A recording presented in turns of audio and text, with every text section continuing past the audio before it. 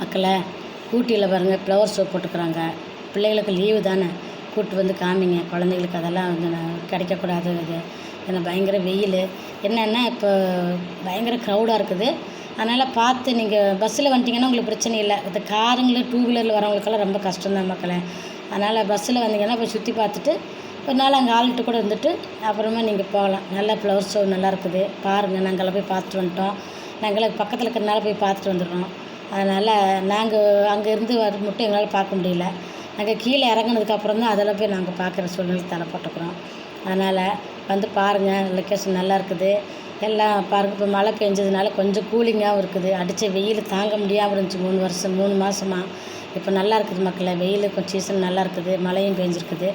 அங்கே முடிஞ்சால் வந்து சுற்றி பார்த்துட்டு போங்க மக்களை. பிள்ளைகளை கொண்டு வந்து காமிங்க. குழந்தைங்களுக்கு நல்ல புத்தி வளர்கிறதுக்கு நல்லா சொல்லி கொடுத்து வளங்க மக்களை. அதுதான் நல்லது. பெரியவங்களுக்கு மரியாதை கொடுக்கணும். வயசானவங்களை வந்து நீங்கள் எந்த அளவுக்கு பாதுகாக்கிறீங்களோ அந்த அளவுக்கு உங்களோட ஆயுஷ் நாட்களை கூட்டி கொடுக்கப்படும். அது உங்களுக்கு தெரியல. நீங்கள் என்ன விதைக்கிறீங்களோ அதுதான் நீங்கள் அறுவடை செய்கிறீங்க. நீங்கள் எண்ணத்தை வந்து களையை நட்டிங்கன்னா களத்தை உங்களுக்கு வளரும். நல்லது வளர்த்திங்க, நல்ல நெல்லை வளர்த்திங்கன்னா நெல் தான் உங்களுக்கு வளரும். அதனால் புல்லை வளர்க்காதீங்க, நெல்லை வளங்க. குழந்தைகள் நெல்லாக வளர்ந்து ஆயிரங்காலத்து பயிராக மாறணும். அந்த குழந்தைங்கன்னு நல்ல புத்திகளை சொல்லி கொடுத்து காலியாக இருக்கிற இடங்களெல்லாம் மரங்கள் நடுங்க மக்களை. ஒரு குழந்தைக்கு ஒரு மரத்தை நட்டு அதை வளர்த்த தண்ணி ஊற்றி அது பெருசாகும்போது அதுங்களுக்கு எவ்வளோ ஒரு ஆசை வரும் தெரியும், எவ்வளோ ஒரு சந்தோஷம். அதேமாதிரி அந்த குழந்தைங்க மறுபடியும் மரம் நடணும்னு ஆசை வரும். ஒரு வருஷத்துக்கு ஒரு குழந்தைக்கு ஒரு பிறந்தநாள் வருதா ஒரு மரம் நட்டுங்க. 2வது பிறந்தநாளுக்கு 2வது மரம் நடுவீங்க. இப்படியே அந்த பிள்ளைங்க வளர்ந்துச்சிங்கன்னா நம்ம நாட்டில் வந்து பாலைவனமாக இருக்கிறது சோலைவனமாக மாறும். நம்ம எல்லாத்துக்கும் நல்ல மலைகள் கிடைக்கும், நல்ல வளங்கள் கிடைக்கும். தண்ணி பிரச்சனை வராது. வீடு கட்டுறாங்க, ஒவ்வொருத்தர் வீடு கட்டுறீங்க. மழைநீர் சேகரிப்பு தொட்டி நீங்கள் கட்டுங்க. இல்லை உங்கள் தொட்டியில் அந்த தண்ணி சேகரிப்பு கிடைக்கிற மாதிரி பண்ணுங்கள். அது உங்களுக்கு என்ன ஒரு செலவு ஒரு 5,000 10,000 ஒரு 5,000 10,000 வைங்க. அவ்வளோதான் ஆகும்.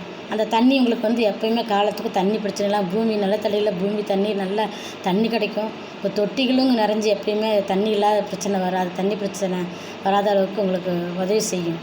அதனால் இதெல்லாம் செஞ்சு நீங்கள் கட்டுங்க மக்களை. ஒவ்வொருத்தர் வீடு கட்டும்போது இதெல்லாம் பார்த்து நீங்கள் செஞ்சிங்கன்னா நல்லது. அது இருக்கா இது இருக்கான்னு பார்த்து செய்கிறீங்க, இதை செய்யுங்க. அதேமாதிரி சிலிண்டருங்களெல்லாம் வெளியே வைக்கிற மாதிரி, வீட்டுக்கு வெளியே வைக்கிற மாதிரி பண்ணுங்க. உங்கள் காம்பவுண்டுக்குள்ளேயே வச்சுக்கிற மாதிரி சிலிண்டருங்களை வச்சுக்கிற மாதிரி கட்டுங்க. அதெல்லாம் உங்களுக்கு ரொம்ப பிரயோஜனமாக இருக்கும். வீட்டுக்குள்ளே வச்சா தான் நம்ம வெளியே இருந்தால் அது உங்களுக்கு காத்தோட்டமாக இருக்கும். உங்களுக்கு அந்த டியூப் வழியாக வர்ற மாதிரி நீங்கள் அதெல்லாம் பார்த்து கட்டுங்க. அதெல்லாம் ரொம்ப நல்லது. ஒன்று பார்த்து செய்யுங்க மக்களை.